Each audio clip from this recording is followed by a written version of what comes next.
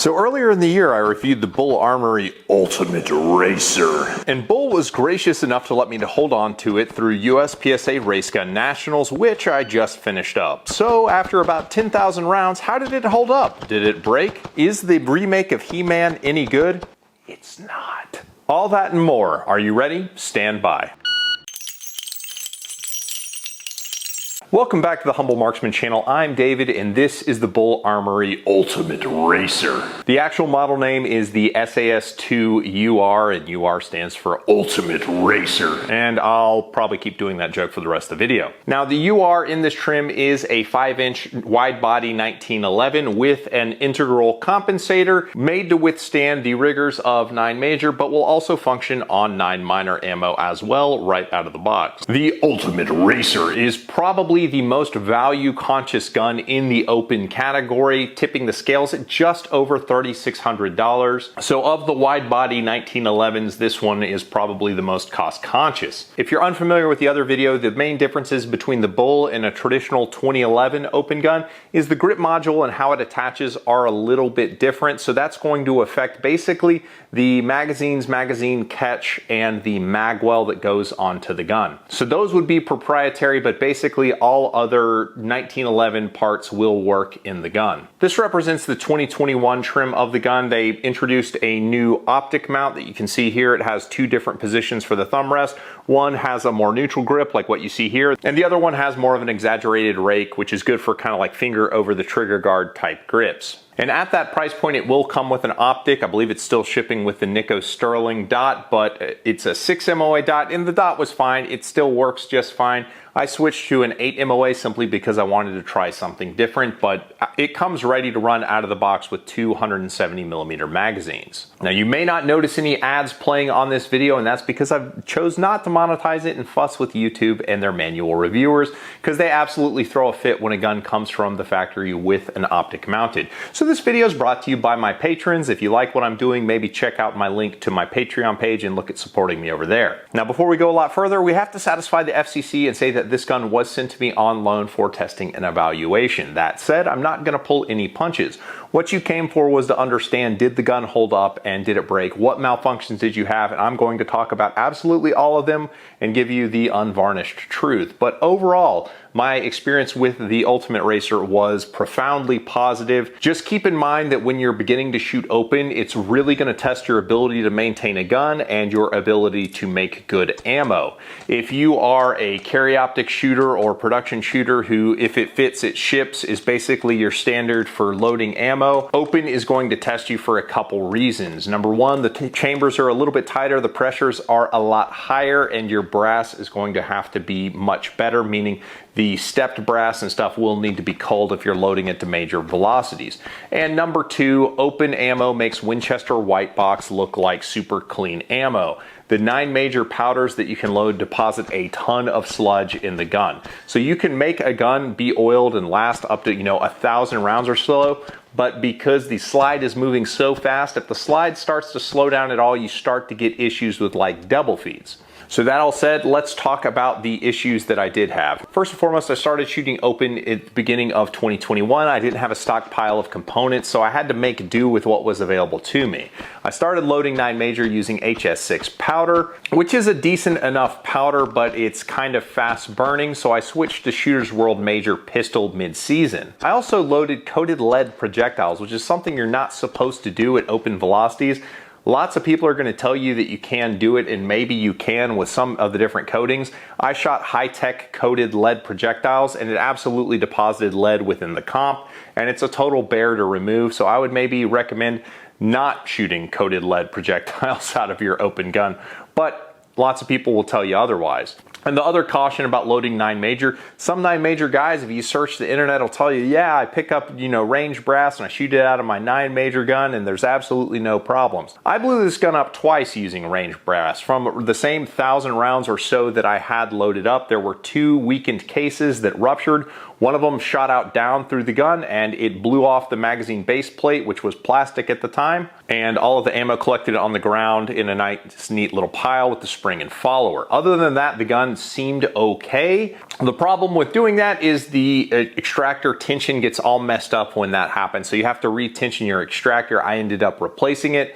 Within another 500 rounds, another one of the rounds let go. This time it ruptured up and hit the underside of the optic mount. Again, the gun seemed fine, but the extractor tension was shot, so I put an Aftec extractor in it, not because the Bul extractors weren't getting the job done. They did absolutely fine. I put the Aftec in there simply because I got tired of tensioning extractors.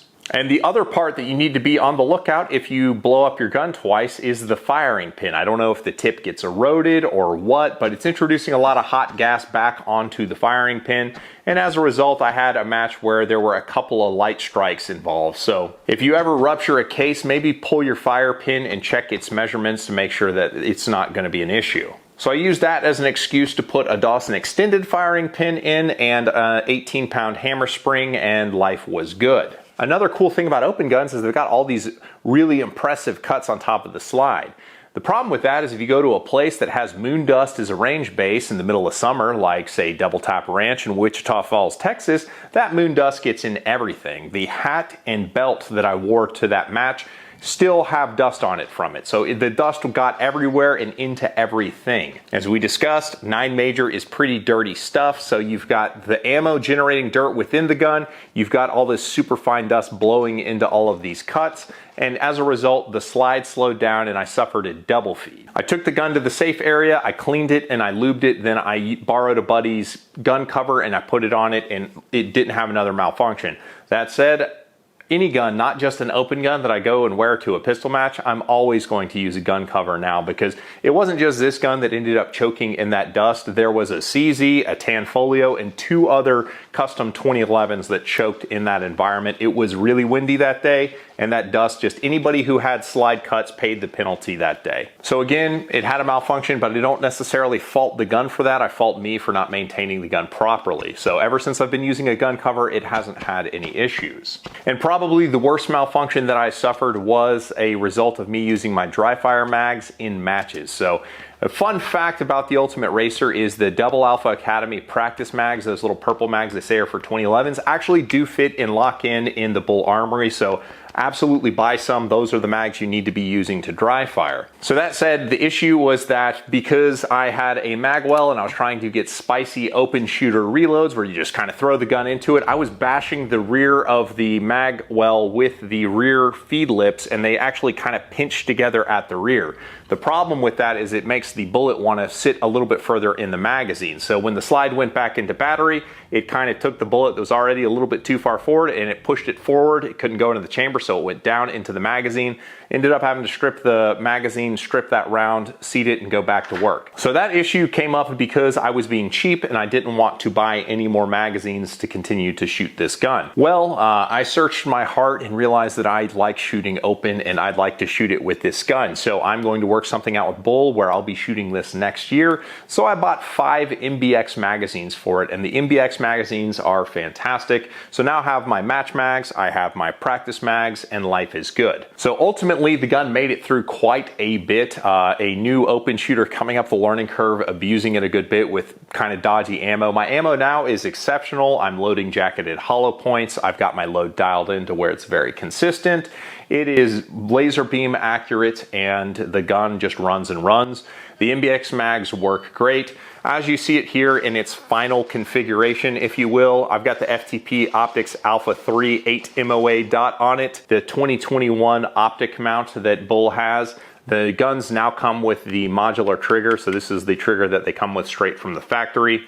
And I've got the brass magwell. This is a part that's available directly from Bul Armory. I ended up putting an extra power magazine catch spring in because I was having issues where I could sometimes just miss my grip and make magazines drop. So I ended up putting an extra power spring in the mag catch, and I just ended up taking off the oversized button off the mag catch anyway. I'm looking at some additional mag catch buttons that will fit in the hole. I'll probably go back to a different lower profile mag button for this, but I'll figure that out in the off season. The gun in the trim weight, as you see it here, weighs 46 ounces. The Mbx magazines will do 29+1 reliably. That's with new springs. I'm told that as the springs take a set, they'll be able to do 30+1, but that's kind of playing with fire. The 140mm magazines will take 23+1 rounds, and that is reloadable.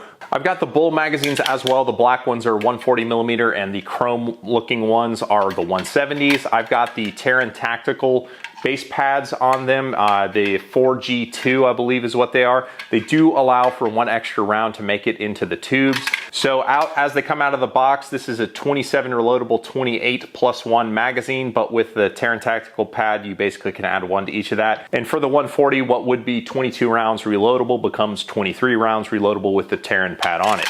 I wish I could find base pads for these magazines from a source other than TTI, but you play the hand you're dealt sometimes. So that's the Bul Armory Ultimate Racer. I'm a pretty big fan of how it swings, how it shoots, everything about it. I would be curious to try the shorty version of it as well. That would be pretty cool. I'm a pretty big fan of Open. I'm a pretty big fan of this gun. You can see more footage of me shooting it here on the channel, and you can look forward to next year while I'll be continuing to compete with the Bul. You can see my initial review of the Bul here, and you can see all my match video with the Bul here. I appreciate you guys, and I'll catch you on the next one.